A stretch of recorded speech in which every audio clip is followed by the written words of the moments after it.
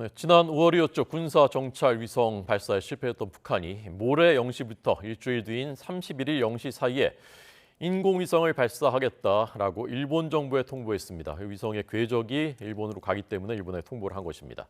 군사 정찰 위성이라는 것은 아시는 대로 북한이 하늘에서 군사 정보 수집해서 자신들의 핵무력을 극대화하기 위한 의도로 개발 중인 것입니다. 자세히 듣겠습니다. 김원배 기자 나오십시오. 네, 국제부입니다. 네, 북한이 위성 발사에 따른 해상 위험 구역 3곳 설정했다고요? 네, 북한이 오는 24일 0시부터 31일 0시 사이에 인공위성을 발사하겠다는 통보를 해왔다고 일본 정부가 오늘 밝혔습니다. NHK 보도에 따르면 북한 당국이 오늘 새벽 인공위성 발사에 따른 해상 위험 구역을 3곳 설정하겠다는 계획을 일본 해상보안청에 통보했습니다.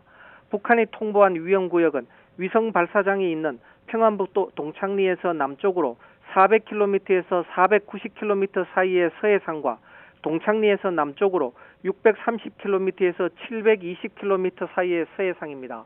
또 한 곳은 필리핀 루손섬 동쪽 태평양 해상입니다. 이곳은 동창리에서 남쪽으로 2760km에서 3180km 사이의 태평양 해상입니다.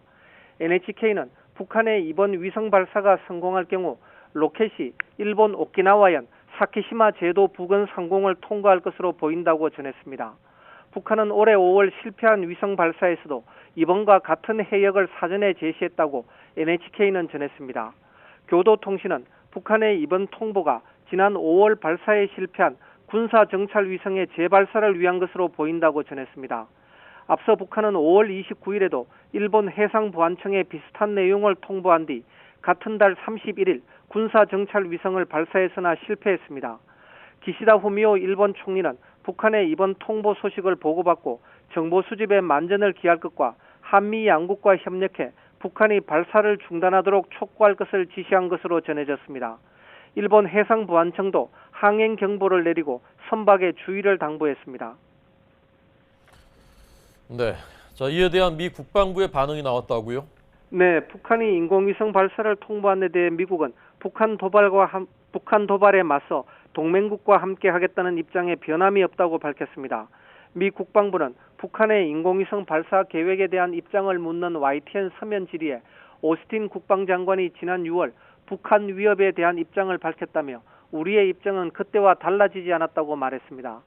오스틴 장관은 지난 5월 31일 북한이 군사 정찰 위성 발사를 실패한 다음 날 기자회견에서 북한의 위험하고 불안정한 핵미사일 프로그램은 영내 평화와 안정을 위협하고 국제법을 위반한다고 비판했습니다. 그러면서 북한의 계속된 도발에 맞서 동맹국인 한국, 일본과 함께할 것이며 미국은 본토의 안보와 동맹 방어를 보장하기 위해 필요한 모든 조치를 취할 것이라고 강조했습니다. 지금까지 국제부에서 전해드렸습니다.